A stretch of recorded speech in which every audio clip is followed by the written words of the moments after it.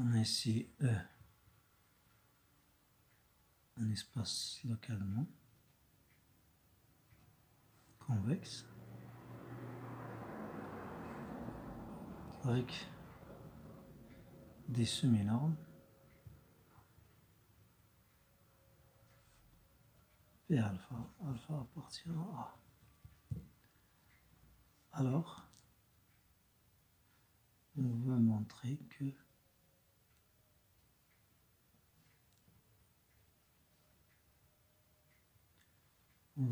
que E est séparé si et seulement si, quel que soit alpha appartenant à A, P alpha de x égale à 0 implique que x égale 0. On va commencer par l'implication réciproque. Alors on a quel que soit alpha appartenant à A, P alpha de x égale 0 implique que x égale 0, par hypothèse. Soit maintenant xy appartenant à E, tel que x différent de y. Posons epsilon égale à P alpha de x moins y sur 2. Alors, epsilon est pourtant positif, car sinon, P alpha de x moins y égale à 0 implique que x moins y égale 0, ça veut dire que x égale y. Considérons V, les ensembles V alpha epsilon x, qui est égal à l'ensemble des z appartenant à E, tel que P alpha de x moins y inférieur à epsilon et l'ensemble V alpha epsilon y qui est égal à l'ensemble des z appartenant à E, tel que P alpha de y moins z inférieur à epsilon. Alors on a V alpha epsilon x inter, et ça veut dire l'intersection de ces deux ensembles, est égal à l'ensemble vite alpha epsilon y qui est égal à l'ensemble vite. En effet,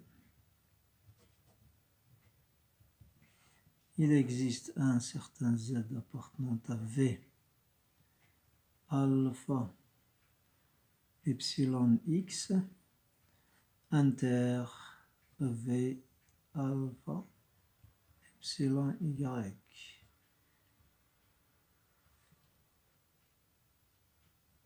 On aura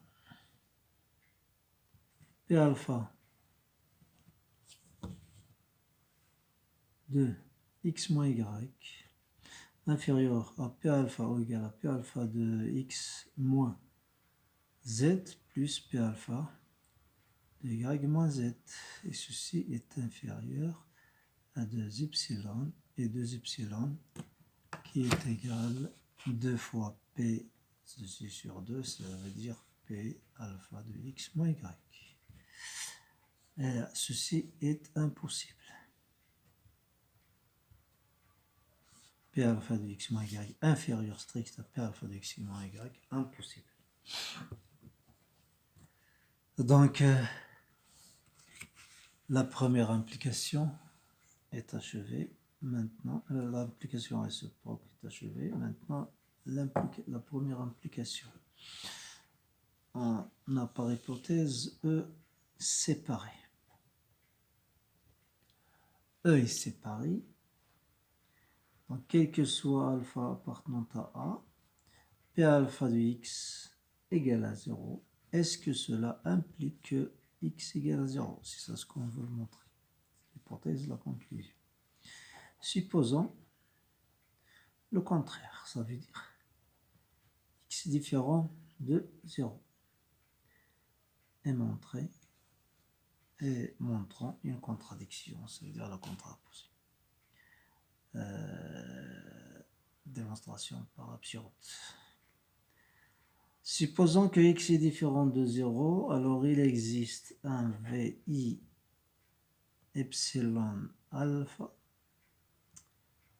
x et V J epsilon prime 0 tel que leur intersection égale à vide. Ça veut dire V I epsilon x inter V J epsilon prime 0 égale à l'ensemble vide. Ceci implique que x appartenant à V J epsilon prime 0. Ça veut dire qu'il existe un alpha appartenant à J tel que P alpha de x est supérieur ou égal à epsilon prime. Contradiction avec le fait